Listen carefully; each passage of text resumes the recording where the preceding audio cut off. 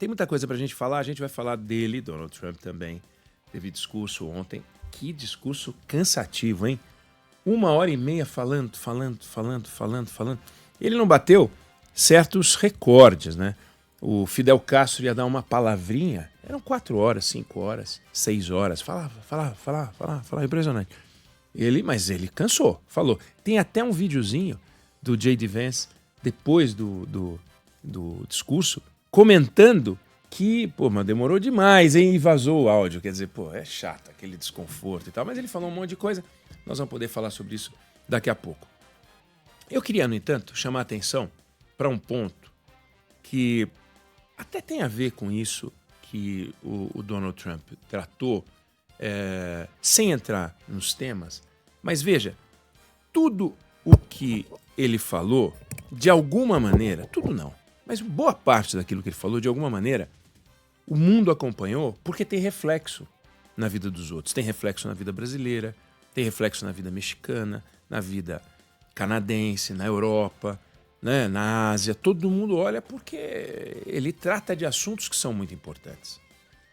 Se ele está dando desfecho importante ou não é outra discussão, mas ele está abordando temas importantes. Ele está olhando para coisas que são importantes. Ao jeito Trump, né, no modo Trump de fazer aquilo, muitas das coisas que ele está falando vai dar ruim, não tem como, vai dar problema, mas ele está tratando de assuntos importantes.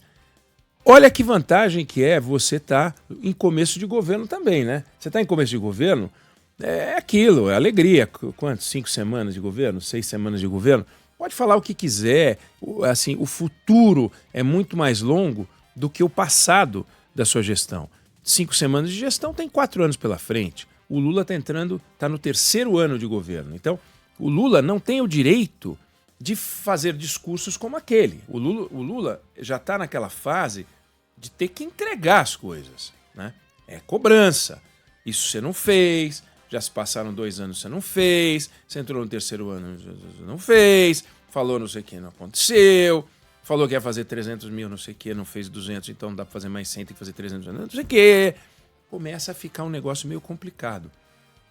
E é um governo, quando está em começo de governo, você pode atirar para 10 lugares, depois você vê para onde você vai. Quando você está no ponto em que o Lula está, você tem que dar tiros mais certeiros para tentar, de alguma maneira, chegar íntegro eleitoralmente, ou pelo menos o mais forte possível, na eleição de 2026. O Donald Trump vai querer chegar grande, né, para fazer o sucessor. Ele não pode mais se reeleger. Já foi presidente uma vez, essa é a segunda, ninguém pode ser a 3ª vez. Então ele vai ter que apoiar alguém. Vai querer chegar musculoso na eleição. E o Lula, se vai ser candidato ou não, vai querer chegar musculoso na eleição. Só que no caso do Lula, falta pouco. E ele está tateando. Ele está tentando achar uma entrada para pegar um tema. E está perdido. Como você vê, ele está perdido. Ele não sabe se ele fala de economia, ele não sabe se fala de sociedade, ele não sabe se fala de políticas assistencialistas, ele não sabe se ele fala de mercado, ele dá um tiro para cá, um tiro para lá, e um exemplo de um tiro para cá, um tiro para lá desde que ele começou esse governo, um dos setores mais resistentes a ele foi o agronegócio. Por uma razão muito objetiva. O Lula, em vez de abraçar aquele setor das grandes notícias da economia nacional, e que pode se dar muito bem em função dos discursos de Donald Trump, da postura do Trump em relação à China, ele resolve questionar o agronegócio, ele resolve confrontar o agronegócio, ele resolve olhar para aquele setor que não é um setor econômico, é um setor social, que são os sem terra, que são os invasores de propriedade privada, e ficar fazendo acenos para essa turma. Aliás, depois de amanhã, a não ser que ele mude a agenda, está agendada uma visita num assentamento em Minas Gerais, justamente um acampamento do MST. Quer dizer, o que o presidente da República vai fazer num acampamento do MST? Qual é a lógica do presidente da República ir a um acampamento do MST? A lógica é de tentar ficar bem com a sua base original, para tentar talvez fortalecer a sua imagem no setor de esquerda, porque ele está sendo criticado pelo MST, porque dizem que ele não está fazendo a reforma agrária. Aí, de repente, tem lá a turma, o Paulo Teixeira, que é o ministro do Desenvolvimento Agrário, fica com um medinho, e aí eles resolvem fazer movimentos, mas não faz o menor sentido lógico, não faz o menor sentido econômico o presidente da República abraçar a causa do MST. O MST, que completou no ano passado 40 anos de história, nasceu, assim como o PT nasceu há muito tempo também, ou seja, 80, nasceu num momento da história completamente diferente ao momento que a gente tem hoje. O Brasil tinha 6 milhões de boias frias. O Brasil tinha uma taxa de mecanização baixíssima no campo. O Brasil não era esse exportador de alimentos que se tornou. O Brasil registrava muita terra improdutiva. O cenário mudou de um jeito tal que a existência do MST não faz o menor sentido, nenhum sentido. A existência do MST, a luta pela terra. Que terra? Hoje, você tem 1 milhão de pessoas assentadas, você tem 85 milhões de hectares distribuídos para a área de reforma agrária, sendo que o setor produtivo, o agronegócio, ocupa 63 milhões de hectares. Ou seja, a área assentada, a área de assentamentos, a área entregue a assentamentos no Brasil é maior do que a área que o Brasil usa para a produção de alimentos, nessa quantidade impressionante que a gente produz. A gente tira 320 milhões de toneladas, pois a gente tirava, quando surgiu o MST, 40 milhões de toneladas. É isso. A gente tinha 350 mil tratores em São Paulo, 400 mil tratores no Brasil. Hoje a gente tem mais de 3 vezes a quantidade de trator. E que trator, né? E que trator? Que tipo de trator? Com que grau de precisão opera? A gente tem drone, a gente tem ciência genética, a gente tem uma tecnologia absurda de produtividade que subiu barbaramente. É tanta produtividade que não se justifica mais uma terra improdutiva, a razão pela qual o governo não desapropria, não invade, não pega uma terra devoluta ou pega uma terra que está improdutiva. Eles têm que comprar a terra, tem que comprar uma terra produtiva. E aí criou-se uma coisa maravilhosa. Você pega uma terra produtiva, põe um grupo de pessoas morando em cima e torna a terra produtiva improdutiva. Porque os assentamentos, infelizmente, são extremamente improdutivos. A produtividade dos assentamentos é muito baixa. Por culpa dos assentados? Não. Por culpa do governo. Deste governo? Não. Dos governos. Então, os governos assentam 1 milhão de famílias. Aliás, existe uma quantidade brutal de lotes ociosos. Estima-se que pode chegar a 200 mil lotes ociosos, sendo que o MST diz que tem 100 mil acampados esperando o lote. Então, para que mais assentamento? Se tem 200 mil lotes ociosos, por que não distribui essas 100 mil pessoas nos 200 mil lotes e ainda sobra lote? O que está acontecendo é o seguinte: não é verdade que os sem terra são agricultores. Existem agricultores entre os sem terra, mas os sem terra são pessoas que querem terra. Pessoas que foram para cidades e não conseguiram tocar a vida, viram uma oportunidade, uma possibilidade de ganhar um pedaço de terra, entram na fila, eventualmente são agraciados com uma terra, recebem um dinheiro aqui ou ali, muitos compram um carro usado, uma coisa dessa, e vão embora e abandonam. E tem muito isso, tem arrendamento.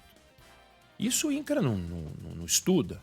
Qual é a taxa de produção real dos assentamentos? Baixa. Aí o governo cria um programa de compra de alimentos. Esse programa de compra de alimentos diz que compra alimentos orgânicos. O MST, em alguns acampamentos, diz que produz arroz orgânico, por sabe-se lá certificado por quem. O governo compra essa produção e aí surge o mito de que existe uma produção importante nos acampamentos, o que não é verdade. O Brasil consome 85 milhões de toneladas de grãos por ano e os programas do governo compram 100, 150 mil toneladas, ou seja, é nada. E a produtividade dos assentamentos é muito baixa. Quando você vai olhar a agenda do MST. O MST fez uma reunião este ano e criticou a paralisia, o que ele chama de paralisia, da reforma agrária no Brasil.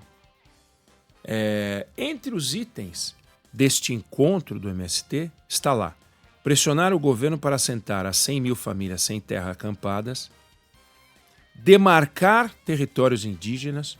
O que tem a ver o sem teto, aliás, sem terra, com territórios indígenas?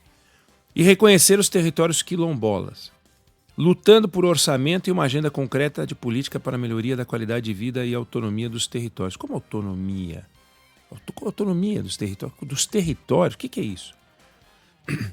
Exercitar o internacionalismo e a solidariedade como princípios, valores e estratégias para construir a luta socialista de mãos dadas com Cuba, Palestina, Venezuela, Haiti, os povos da África Ocidental e com a classe trabalhadora do mundo.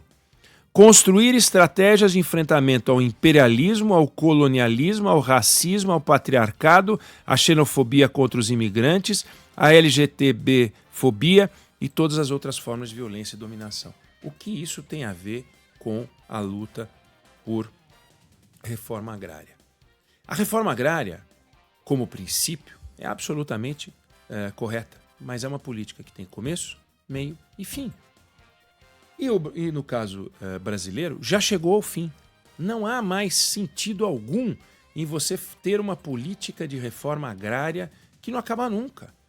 Característica do Brasil, são políticas que não acabam nunca.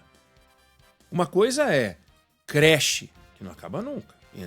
Nasce uma nova criança, tem que ter uma creche para ela. Nasce uma nova criança, ela foi para a creche, tem que ter escola fundamental, tem que ter escola ensino médio, tem que ter universidade, tem que ter tudo. Isso faz todo sentido. Setor médico, mesma coisa.